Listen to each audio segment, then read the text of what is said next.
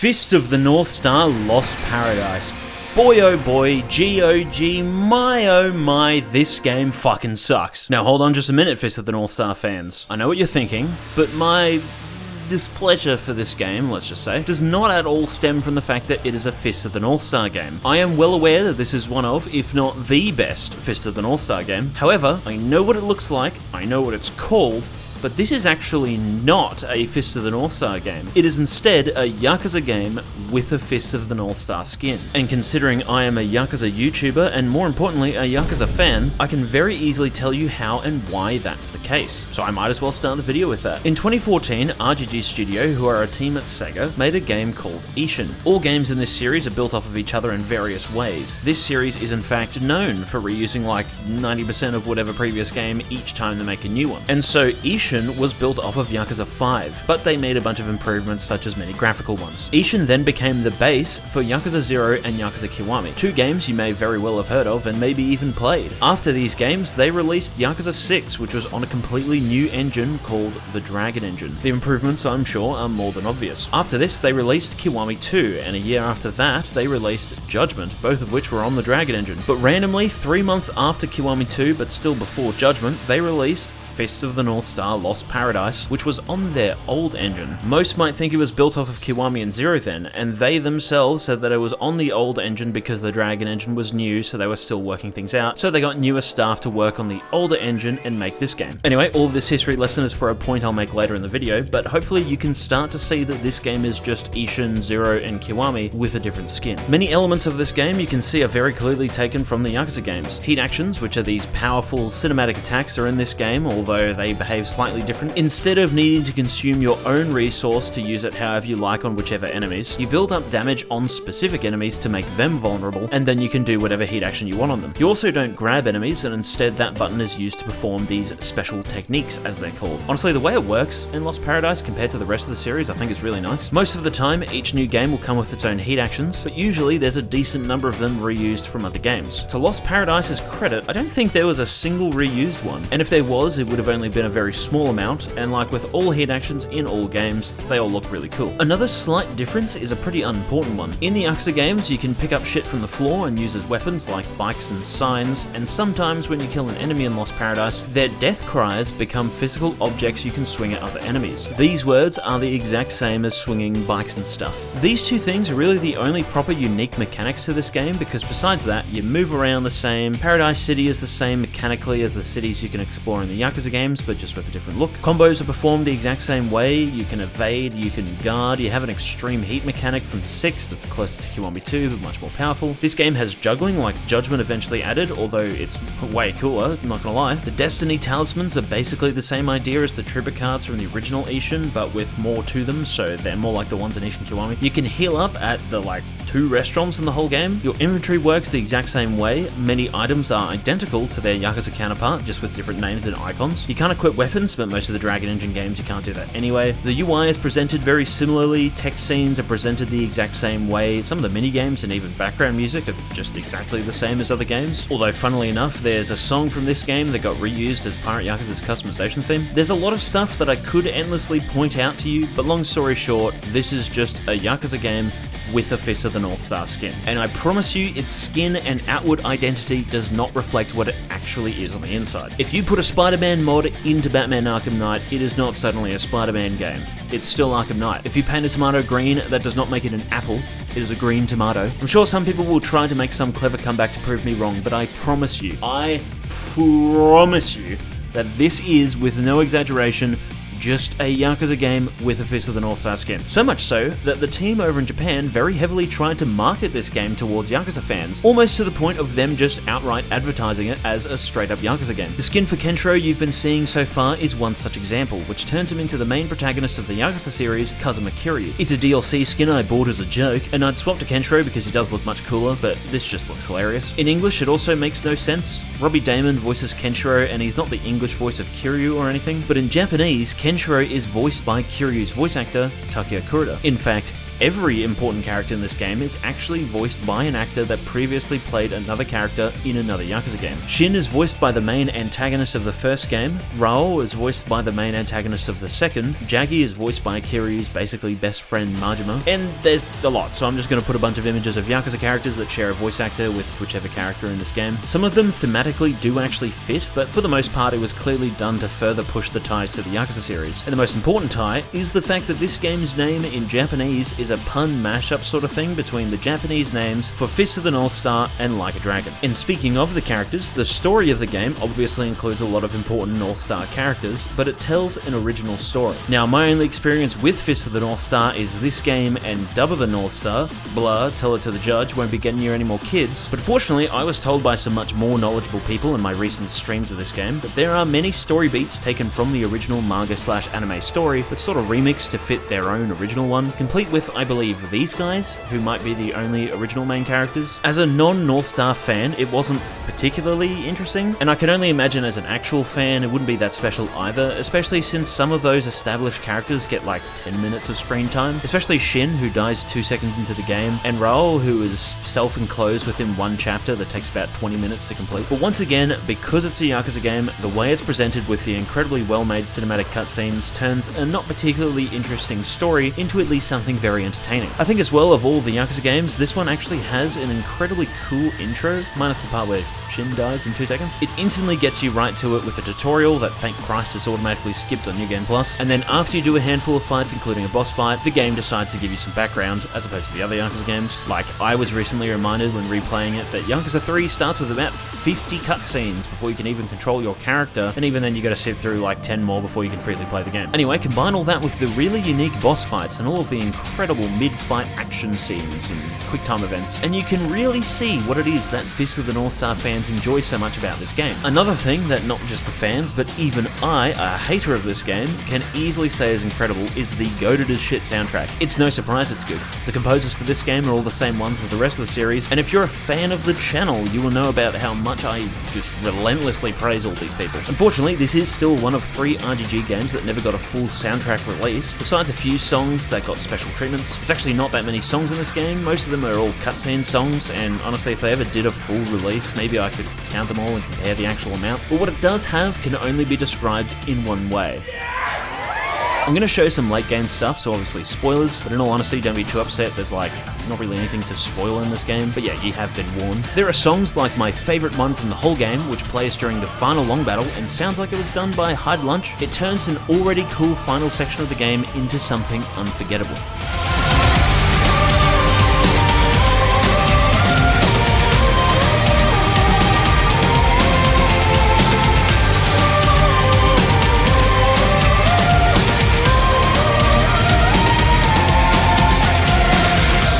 Another song, which I believe was done by Chihiro Aoki. It plays against Nadai, one of the original characters, who probably should have been the final boss, because not only does it make more sense in the story, but also this theme sounds like a final boss theme.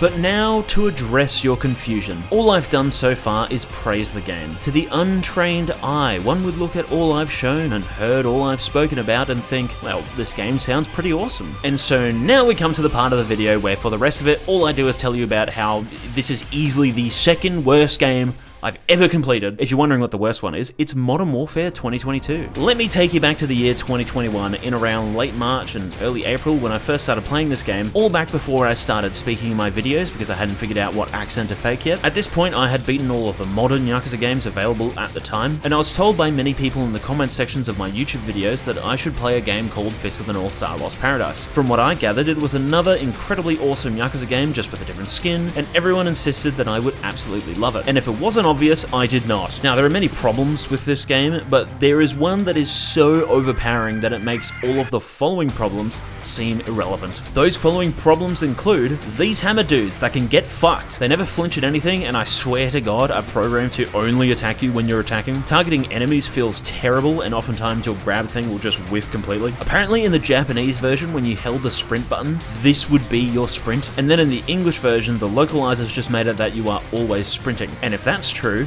Jesus Christ, because you run slower than a dying old man. There's also this annoying thing that is only this bad in this game, where when you turn around, you gotta do this animation and you can't move until it's done, which is just, it takes way too long. Unlocking stuff through these treasure maps are a terrible mechanic because they're always in inconvenient places, you always get them at inconvenient times, and they're on a time limit, so you kinda have to drop everything if you want to go and get whatever shitty reward they have. The car controls terribly and the open world is incredibly boring, meaning that driving isn't even fun. Enemies spawn in places that make it near impossible to avoid them if they're blocking the way forward, and when you're out in the car, the encounters have 10 billion enemies, so it always takes forever. Enemies are also faster than you because you can't sprint, especially when you run upstairs, because in combat you sprint upstairs just fine, but out of combat you slowly walk up and down them in an incredibly annoying way. Bosses also flinch and get knocked around a very reasonable amount, especially compared to the iron-willed regular enemies. However, even when you're 30 levels higher than them, they still have 20 billion health and take very long to kill. A long boss fight is good, but when it's only long because they're tanks, then it just feels like some Destiny, The Division, bullet sponge shit. Did you ever expect to hear The Division mentioned in a video in 2025? The skill tree is very stupidly designed, and the skills you unlock are so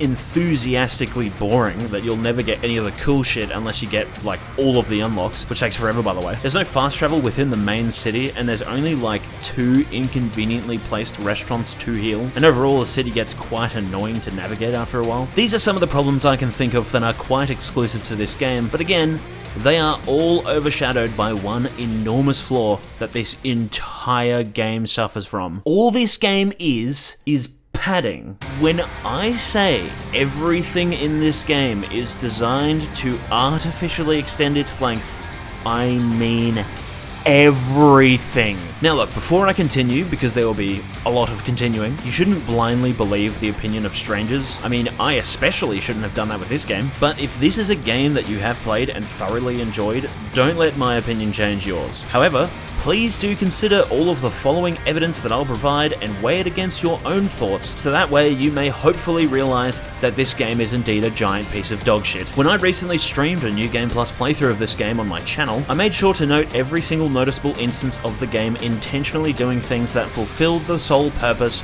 of wasting your time. Some of them were just a quick little, hey, can you do this thing for me? And others were incredibly egregious examples that filled me with immense hatred. Let's start with Chapter 1. It's the first chapter after the prologue, and hilariously includes the first egregious example of padding. After you've done the tutorials at the start and watched all of the plentiful amounts of introductory cutscenes, which takes like maybe 20 minutes, you come to the front of the main city. Your objective is to head inside said city, and to do so you have to talk to a guy. The game won't tell you where, but you gotta then talk to some other people, walk back and talk to a different dude, go talk to an old woman, go find and talk to a dude who was literally out of bounds 2 seconds ago so you wouldn't think to go there, plus he's hidden around a corner, go back and talk to other guy 2, go back and talk to the old woman again, go to out of bounds man, do one quick fight, and this time that's marked on the map, then go back to the gate and watch a cutscene, do another quick fight, then watch a shitload of cutscenes where basically nothing happens besides a flashback with Shin, who's dead, lol, and all of this goes on for about 30 minutes, more or less, depending on what you skip and how quickly you can do it all, and then that's Chapter 1.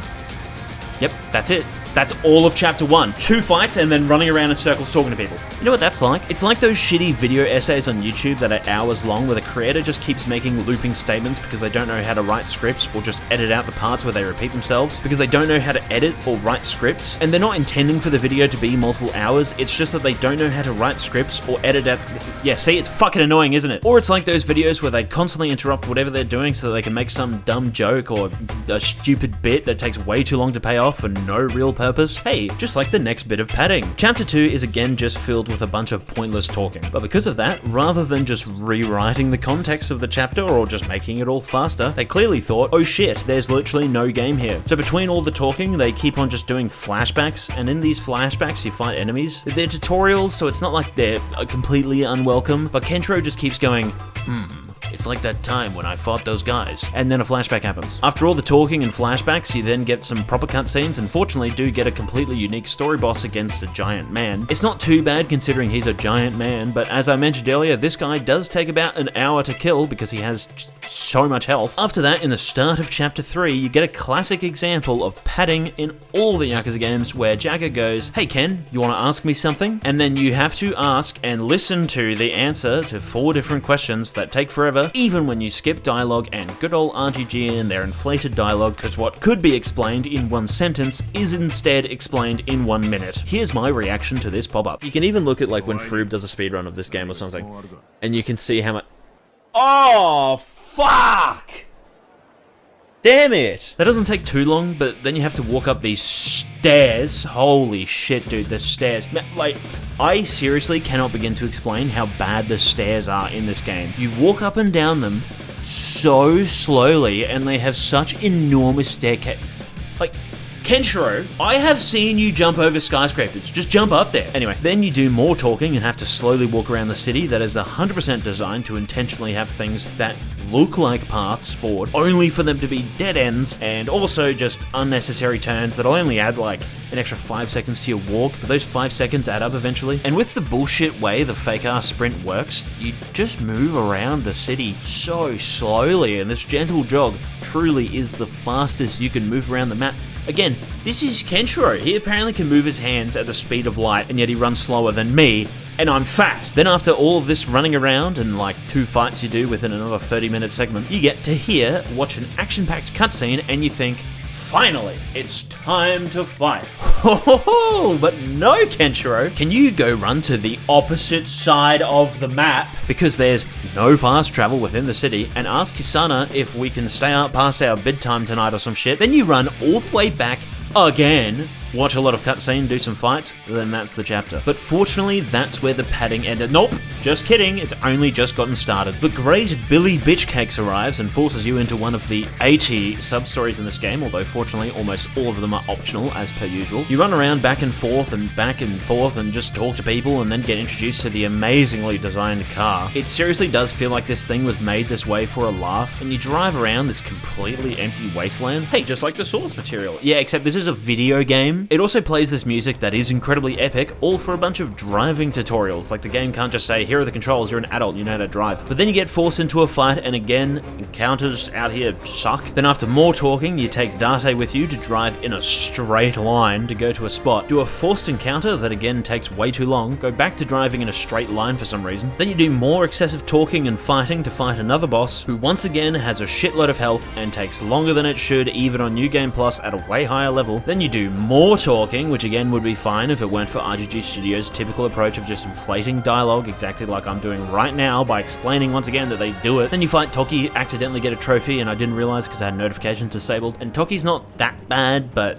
then you do more talking and the chapter ends. Then chapter 5 starts, and it is literally a just filler, where you gotta spin in circles and do a few more tutorials, another forced sub-story, and likely plenty of random encounters, because again, the enemies are faster than you. Then after potentially several hours, you get to the end of it and actually continue the story by meeting and fighting Rei, who's cool and is voiced by Toshiyuki Morikawa. Then after the fight, you see 2 dudes who I only realized on a second playthrough were the only characters that never got any introduction in the main story. Don't know if they're in sub-stories or anything, but they just appear and are like, hello, I'm here. Then finally, Chapter 5 ends. Then, of course, in Chapter 6, you get tricked into going all the way south just to go all the way back north to do another forced sub-story. By the way, they do this whole running to one side of the map just to go back to the opposite side a lot, and it's very obviously intentional. And of course, in this sub-story, there are some dudes sexually harassing a hostess, and then you make their heads explode.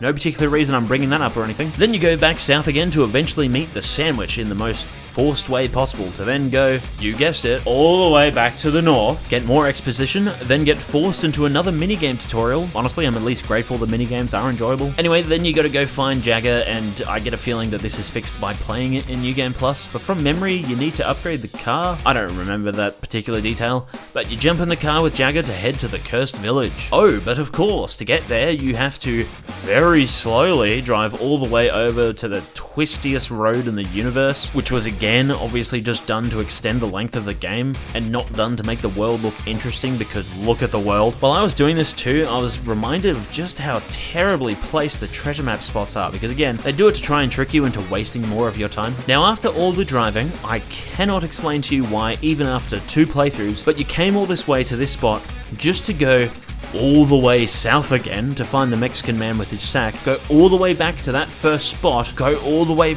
back to the city, although fortunately you can just fast travel, but the fast travel's not very good. Do a race for some reason, and then just go literally next door to finally get to the cursed village. And it's like, why the fuck did I do all that shit before? Then you do a long battle that has way too many enemies, although at least spending ages fighting enemies is better than spending ages doing nothing. Then you do a boss fight, which I remember very well in my first playthrough, takes years to beat, and even when I'm 15 levels higher, it still takes forever. Then there's a really long cutscene, but that's the chapter. Now, very fortunately, in Chapter 7, this long battle, again, even on New Game Plus, took me 30 minutes because the obvious padding is a billion enemies, but I say fortunately because once again, fighting enemies is at least acceptable. So all of Chapter 7 is basically that. Fighting enemies. You also do an interesting fight against Bowser, although I think his gimmick was underutilized. You should have fought him half an hour ago and lose, so that way you know of his gimmick before the actual fight, but whatever. You beat him, his theme's cool, and then that's the chapter. Chapter 8 starts, and hell yeah, once again is a chapter where you run in circles and talk to NPCs. And even though I knew what I was doing and was skipping a lot of dialogue and one-shotting enemies, it took me an hour. Just thought I'd let everyone know it took me about 11 hours to beat the game, skipping cutscenes and smashing all the enemies. So one of the 11 hours was just this one single filler section. Cool. Anyway, you do all this to find and fight Jaggy, who has a funny little gimmicky first phase in his boss, but of course this was obviously done to make it just a tiny bit longer. And after you beat him, you get more talking, and then that's the chapter. Then after that is Chapter 9, which is another classic example of run all the way north, to then go all the way south, and then you just hop in the car and go back to the cursed village, and there's a shitload of talking and cutscenes or whatever, but you get introduced to Ryuji from Yakuza 2. And from what I gather, Raoh is pretty important, but after all the talking, you fight him, and then that's it. He's just kind of shoved to the side for the rest of the story now, and that's the chapter. Before I move on to Chapter 10, I'd just like to say as well that level is actually quite important in this game. This is why for my New Game Plus playthrough, probably the first 8 chapters were a breeze, as I was one-shotting everyone except for the bosses. Initially between chapters, the game has a very reasonable jump in level, but towards the end, again to pad out the game and to try and force you to run around grinding, the game has some insanely ridiculous level jumps. Considering the structure of Chapter 9, you can do the whole thing and only fight Raoh, so pretty realistically you go from the enemies in Chapter 8 that are level 31 to the enemies in Chapter 10 that are level 42. And despite the fact that the max level of this game is apparently 100, 11 levels is insanely significant. But regardless, we now arrive at the single worst point of the entire game. The entire RGG franchise, and it's in Chapter 10. I was shocked that a majority of the bullshit is actually removed when you do this on New Game Plus, so I can't show you it all in its glory myself, but I'll try my best to explain what happens, and I'll show you Froob's speedrun of the section. By the way, speed run. And this bit still takes forever. So, you are tasked with finding the Army of Ruin. To do that, you run over and find this random dude in an alley. After some inflated dialogue, he tells you about a bloke up in the mountains or some shit who will tell me everything I want to know. So you gotta hop in the car and drive all the way to basically the opposite end of the boring map, because of course. Once you get there, you find there are some giant rocks. It's a boulder, stupid. Turns out, despite Kenshiro's ability to maybe throw boulders, he can't just punch the fucking things and shatter them. No. Instead, you have to drive all the way back to the city to get a special part. Fortunately, not too far from the boulders, there's a fast travel point, so you can use that to do some annoying little loading screens, but that I hope aren't bad on PS4, but I've only ever played this on PS5. You go and talk to Billy, who then says he can make you a big spike thing to smash the rocks, but of course, you need to get materials. A lot of them too. But the game points you back to the boulders because miraculously in front of them is now a shitload of the exact materials you need. Because of course they couldn't have been there when I first got here or anything. After spinning in circles, you take the materials back to Bat, who then gives you your big spikes. Then you drive all the way back to the rocks and smash through them. Drive through yet another twisty as shit road with the awkward controls and make it to the big man himself. By the way, I never mentioned that the car has fuel. The game frequently will automatically refill your tank, but there is always a possibility during these sections that you run out of fuel. So yeah, that's fun. Anyway, you find Marquise, who's supposed to tell you about the Army of Ruin. Guess what? Oh, sorry mate, I can't actually help you. I don't know where they are. You're gonna have to go back to the city and run around in fucking circles again because I'm a fuckwit and I wasted your time.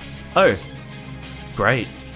Well, back to the city I go. And you'll never guess what happens next. Yuya says, "Bugger, better luck next time then, Ken. Let's head back to your place." So of course you slowly walk back to your hideout, then you talk a bit and of course have to go all the way back up north, although fortunately not up the stairs, to then talk to Sayama, who says, "Oh yeah, I know where they are, they're next door."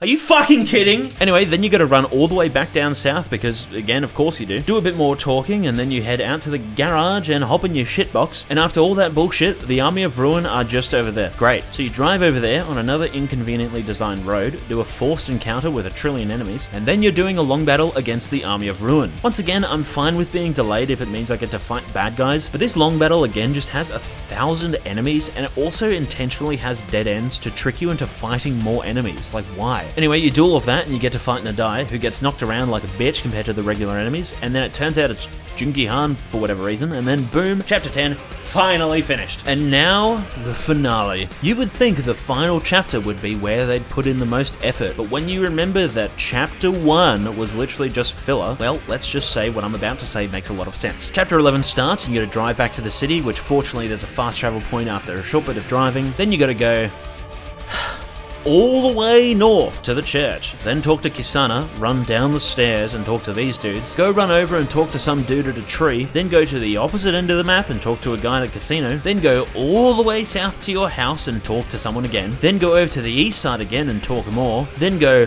all the way north again, up the fucking stairs to the church, which by the way means you have done a full circle of the entire city, then go, you guessed it, all the way back to the south end of the city again, then you can talk to an NPC, and now you're actually at the conclusion of the game. And even though this is also quite a long battle, very fortunately, this is the best part of the game. You're fighting a Nadai who should have been at the end, but whatever. You finally get to see what's inside Sphere City, and it looks cool, and the theme's awesome, and the enemy variety is quite well done, with plenty of mini-bosses and stuff. The only downside is the lack of healing items that spawn, which was obviously done to pad out the game in case you forgot to bring some healing items, because compare it to any other final long battle in this series and they drop like 1,000,000 staminans and shit. You go through and do that whole section and you make it to the final boss, which is Jungi Han. And let me just say that this is the most confused I've ever been in my entire life. Every boss so far has had 20 billion health and take ages to kill. But as you can see from the background footage, I activated extreme heat, he fell over, I did a heat action, it triggered the super long but super cool quick time event, and before it even ended, he was dead. But it didn't actually kill him. Now let Past Me explain the rest.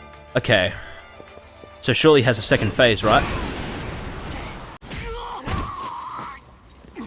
That's it. Yep, that's the entire final boss. You'd think, given it's the final boss, that this would be where the padding would be, right? But so much of this game, when viewing it a second time, made me realize that it wasn't made in like 10 weeks, which might explain the padding. No, this game feels like it was actually made over the course of 4 years, which for this studio is a shockingly long time. Now, this is all just a game theory, but it's one that I think is pretty accurate. My theory is that Sega must have acquired the license to make a Fist of the North Star game, which isn't the first time they've done that, and either the different Sega teams had to propose an idea for a game, or Sega specifically chose RGG Studio because they knew the Yakuza series would work with this, I don't know. But regardless, RGG Studio were tasked with making a game, and around the time of Ishin, they started making said game. There was usually a North Star game every couple of years, so after Ken's Rage 2 in late 2012/early 2013, which I have heard very conflicting opinions on over the years, this game would have then come out in maybe 2014 or 15, considering that Ishin came out in February of 2014. But most likely because they were making Zero at the same time, they got their B team to work on it, or at least I assume their B team, because looking up some of the head people for this game, it's a whole lot of people who don't have top dog roles in any Yakuza games, and instead worked on like Hatsune Miku and Super Monkey Ball games. So I'd imagine it'd be a quick and easy release, and perhaps they could use this as an opportunity to scout for and train up new hires for Yakuza 6, the Dragon Engine,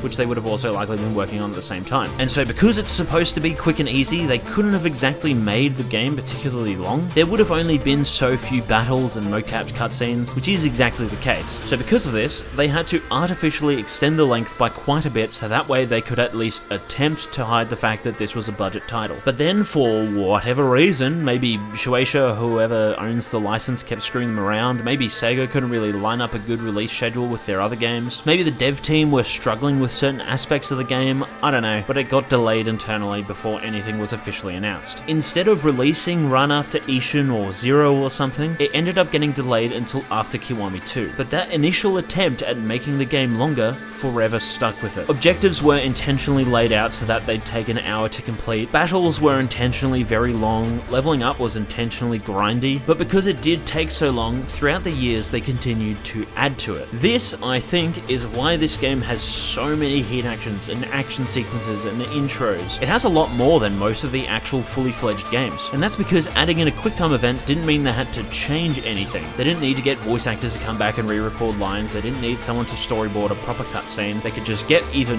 one animator and like 2 mocap actors to fuck around and then bam, you get some cool shit. And this theory makes sense with the voice actors too. The Japanese dub, which once again exclusively had actors that played other roles in other Yakuza games, only had characters that appeared from Yakuza 5 through to Kiwami 2. If this game was made around the same time as 6 and Kiwami 2's release, like they so claim, then it surely would have had at least one actor who appeared in Judgment, right? Like maybe Kaito or Sugiura's or something, but no. And that's because I believe that when they were recording for the other games, they would have booked a bit of extra time with whichever voice actor to record just a few extra lines for whichever Lost Paradise character. Kiryu, Date, Haruka, those actors are constantly returning, so it's not too surprising to see them, but you mean to say that they brought back Toshiyuki Morikawa just for this one single role and not for any other game? It might sound wild, but I wouldn't be surprised if they were going to get Shinada to come back for Yakuza 6 or Ishin, booked Morikawa in advance, and then because the general opinion of Shinada was that he was annoying and no one liked him, which of course that opinion changed in the West thanks entirely to me, they just got Morikawa to voice Rei. Shimano's voice actor recorded for Kiwami, so hey, come and voice this guy now. Date's daughter, who voices characters like Asuka from Tekken, but has only ever voiced Date's daughter and Mai from 5, would have been recording for Kiwami, so they got her to do this. Sudo, who would have recorded like 10 lines across Kiwami 1 and 2, hey, why don't you come over here and be the main antagonist of this game? Extremely prolific voice actor Koichi Yamadera,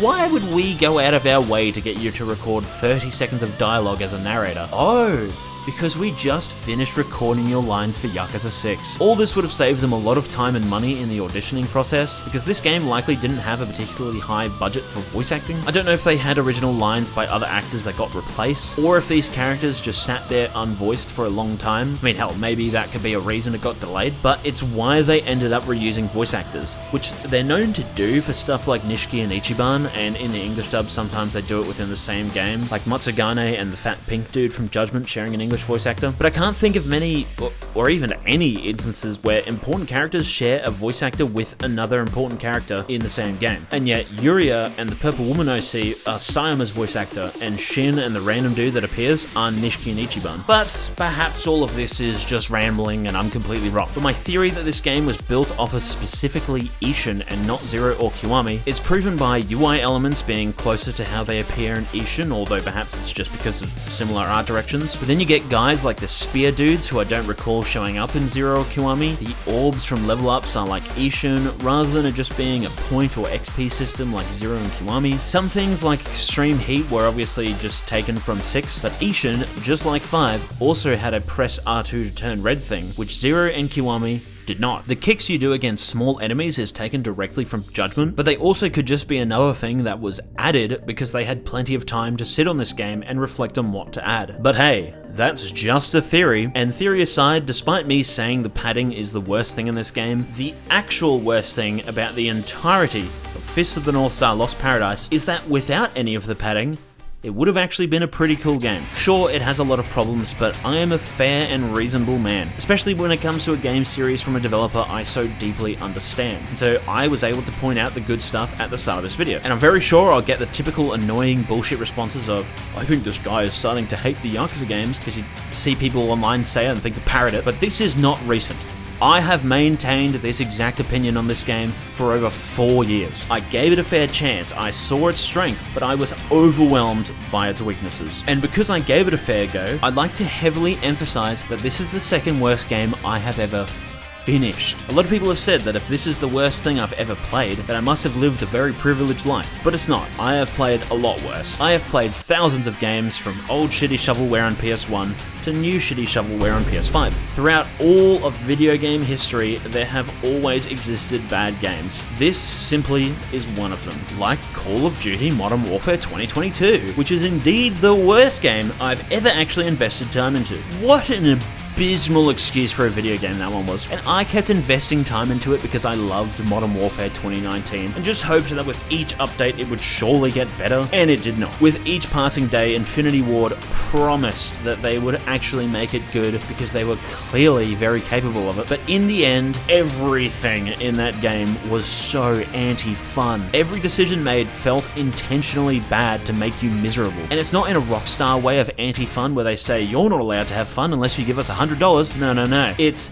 you're not allowed to have fun because we hate you. But you know one thing that I can at least give Modern Warfare 22 credit for, and by the way, that is a statement that I should never say in my entire life, but it's the fact that I at least got to actually play the game. Lost Paradise, on the other hand, sucks because I don't get to play it. Genuinely, 10% of the game feels like actual gameplay where you're actually doing something. And for 90%, it's doing donuts in the desert, circles in the city, or walking up those fucking stairs. Genuinely, if this game was like 2 hours long, it would have legitimately been awesome. And I know a lot of people say this with the Yakuza games that, oh, at least the side content is fun. At least in premium adventure, you don't have to deal with the filler. Yeah, because being tortured is awesome. Sure, the torturing part hurts like shit, but once it's over, the torturers gave me a delicious ice cream, so I'm gonna stay winning. RGG Studio, you could have just removed the torture part and just given me the ice cream. But every opportunity they got, they just couldn't help themselves and just had to chuck in more filler. Just let me play the game! Anyway, I'm done ranting about this pile of shit, so I'll end the video with my best Kenshiro Atatat impression. I don't care if it's a her or a him. I'm hungry. What a savage!